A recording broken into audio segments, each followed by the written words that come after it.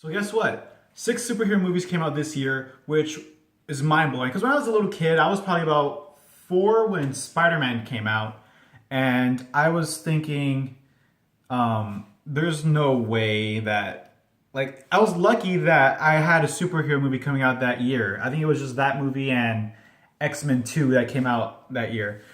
And we didn't get a lot of superheroes, but this year alone, six of them. That's a big deal. Like, I know people today is like, oh, six superhero movie. That's like we're oversaturating the market or whatever. No, keep this going. I want to be able to see like once a month if I can.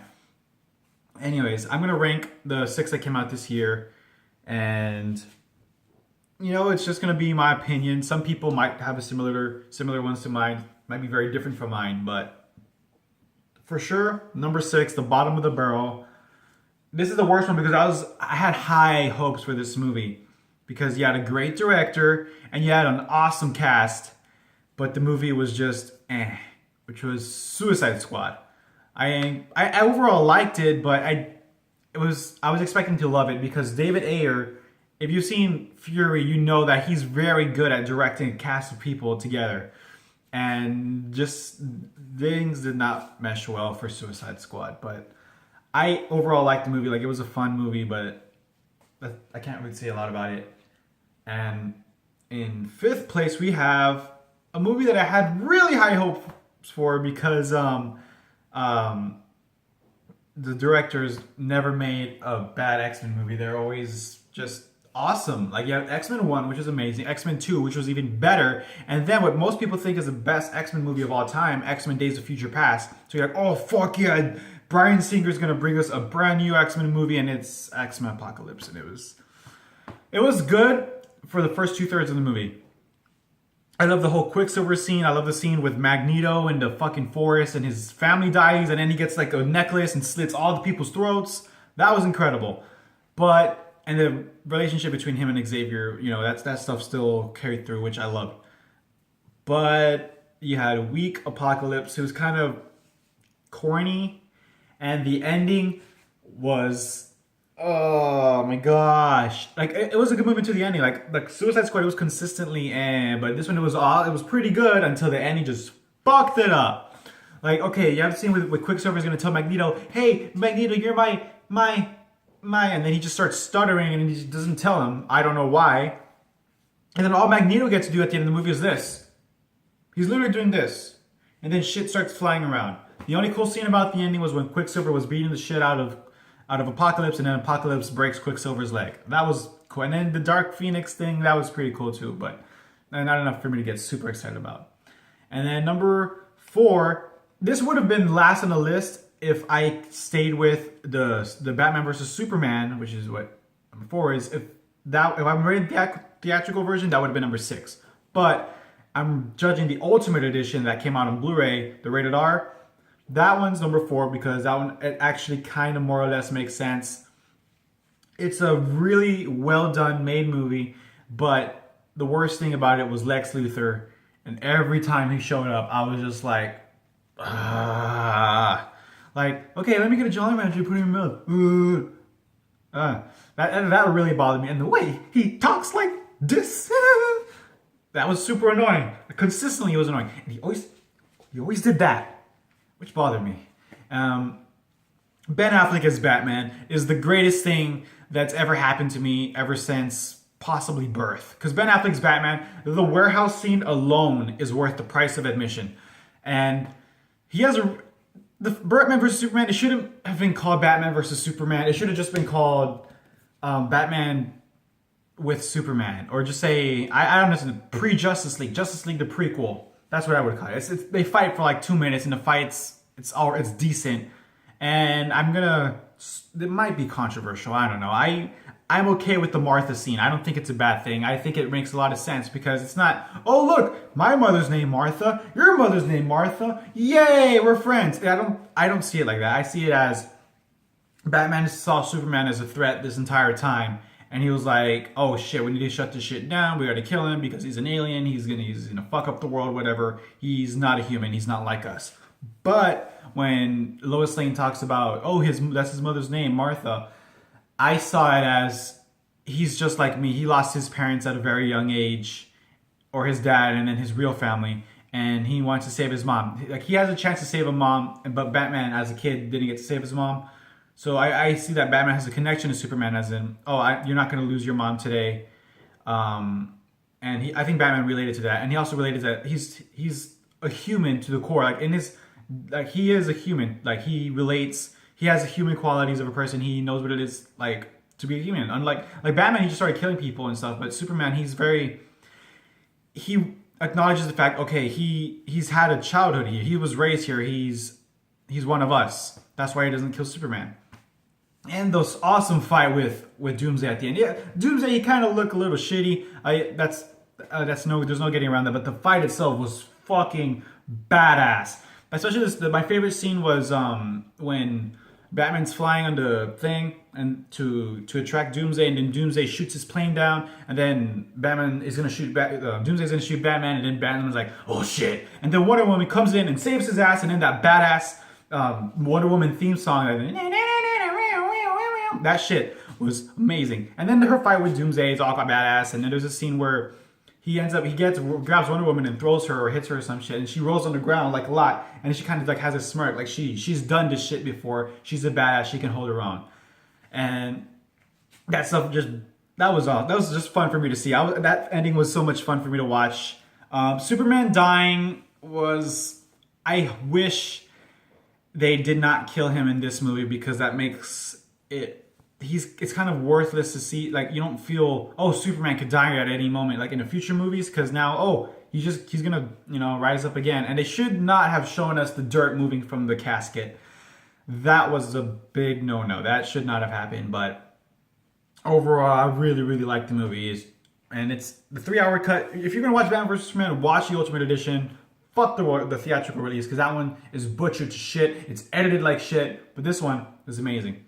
By the way, my Suicide Squad ranking, depending on how good the 13 minutes are for the extended cut, may or may not change how I see the movie, because it's very sloppy for Suicide Squad. Maybe because what the 30 minutes did for Batman vs Superman, it made everything flow better, and I'm not sure if Suicide Squad would happen with the extended cut, but who knows?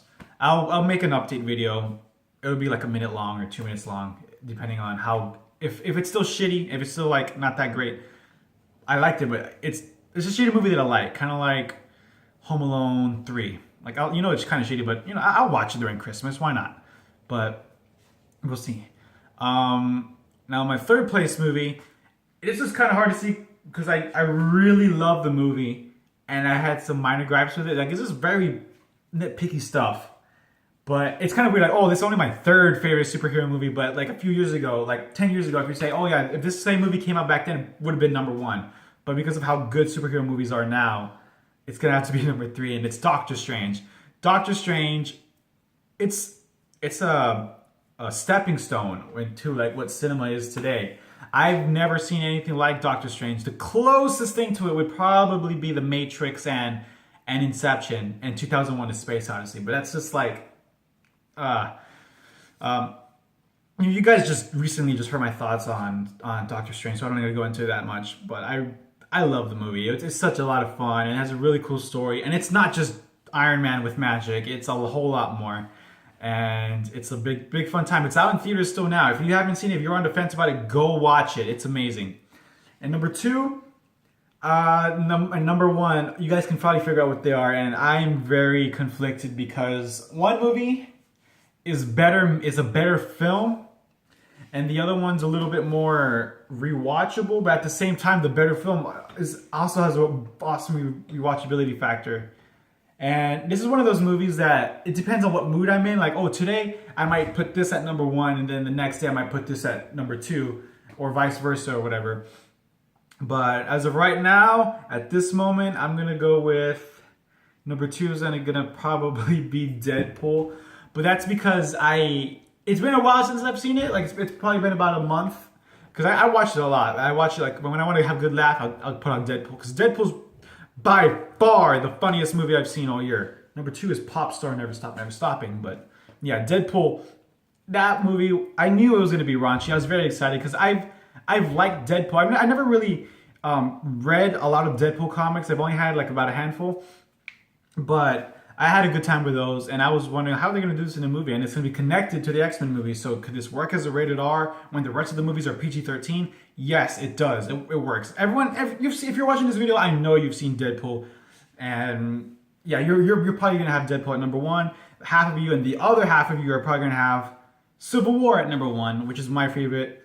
And there's a little bit of biasness to this because if you know who I am personally, you should know that Spider-Man is my favorite character ever. Like, not just my favorite superhero character or my favorite teenage character. No, he's my favorite character. Like, in any movie ever, I would put Spider-Man as number one. Especially when you take into account the first two Tobey Maguire films and the first Amazing Spider-Man, some of the Amazing Spider-Man 2. Yeah, you gotta know that Spider-Man's my favorite character. I'll watch anything with Spider-Man as long as it doesn't say Spider-Man 3. What I loved the most about Civil War is, of course, Spider-Man coming in. Black Panther is a fucking badass. I didn't know who Black Panther was. I was like, all I knew was that he was a king of Wakanda and that his dad died. That's about it. And then the movie, kind of elaborates a little bit more. And this was a very different kind of Marvel movie in the sense that before Civil War came out, Winter Soldier was my favorite superhero movie of all time. Like Winter Soldier, have you seen Winter Soldier? That it's just a great story, just a great political thriller with a 70s kind of vibe to it, with intense action. And then Civil War just kind of like ups everything. Like the story is just as captivating, but the action is taken to a whole other level. You have like a 15-minute fight scene at an airport, which blows my mind. When I was watching the movie, I was just smiling and grinning the whole 15 minutes. I don't think anything's ever made me smile for 15 minutes. And you have all your favorite characters with the exception of Thor and Hulk, but it really was such a fun movie. And the craziest thing about it was that how does Marvel top Civil War? Because I was thinking, Winter Soldier, how could you make a better movie than Winter Soldier? But they did it with Civil War. So now I'm thinking, how are you going to top Civil War? Because, yeah, I really love Civil War. And I'm pretty sure that everyone's watching this video loves Civil War. The only complaint I've heard about it, which makes no sense to me, the comics, it was a little bit more grand scale. This one's a little bit smaller. I expected more from it. You shouldn't, because if you have 15 minutes fights and you want to have like the rest of the movie left with some story and everything. And this movie, I hope it has some consequences with the Avengers movies. When Avengers comes out, I still want to see the team kind of split up. Like they kind of acknowledge each other, like they don't hate each other, but they're just not working together. I thought Civil War is a meaningful movie, unlike Iron Man 3 with Avengers Age of Ultron, when Iron Man 3 is like, fuck this, I'm not Iron Man. Throw it in the ocean. The first thing you see Age of Ultron is Iron Man flying into action as fat. But that's all I got to say about this. These are my 6 ranking lists, my list of superhero movies. I don't know how to say that. My list of superhero movies. But yeah, I didn't make the movies. But I'm really happy with this year. Like, people are saying, it's a disappointing year for blockbusters. Most blockbusters, yes. Superhero movies, no. Movies in general in the summer, I like, because a lot of the smaller horror stuff. You know what? By the end of the year, I should make a horror list. So yeah, watch out for that. And I'm also going to make a top 10 list for at the end of the year. So this is not going to be a one-off. There will be more. Maybe if it's top 10 summer movies or whatever, top 10 action movies of the year, I'll see whether or not I should put the superhero movies in there or if they should just be stuck here on their own list. But I had fun making this video, so thanks.